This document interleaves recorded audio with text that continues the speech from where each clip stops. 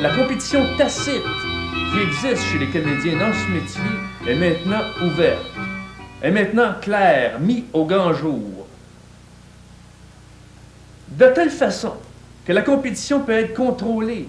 Il y a un terme que je cherche présentement et qui m'échappe. Compétition désamorcée en étant dedans la compétition, en plongeant dedans pieds et âme, enfin corps et âme, en plongeant totalement. Et en plongeant dans la compétition, au bout de la ligne, ça devient une immense fête à l'improvisation. Une fête joyeuse, pourtant basée sur des lois absolument choquantes pour certaines personnes. Car des gens ont eu peur de jouer à ça à cause de la compétition. La compétition, elle existe partout. Alors, si on plonge dedans, si on se met au cœur de la compétition, on la désamorce en quelque sorte. Et au bout de la ligne, il y a un très grand bien-être à compétitionner sainement.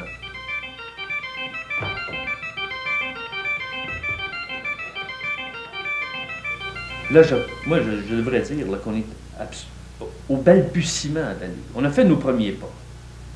Cette cédule, cette première saison nous a permis de démontrer les règlements du jeu, de vérifier nous-mêmes certaines choses que nous pensions, d'améliorer certains aspects du jeu.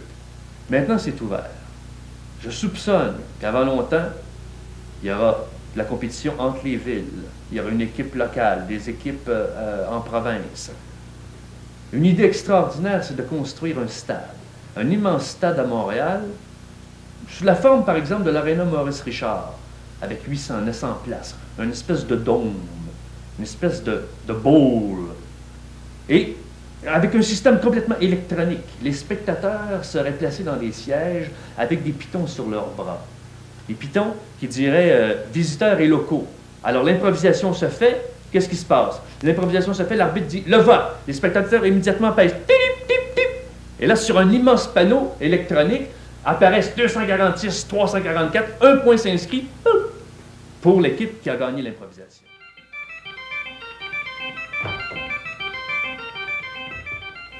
Je pense que pour le moment, le phénomène de la spontanéité en improvisation, il est typiquement québécois. Il appartient au Québec. Mais il va irradier maintenant. Dès que les gens vont être au courant de ce sport magnifique, ça va irradier forcément.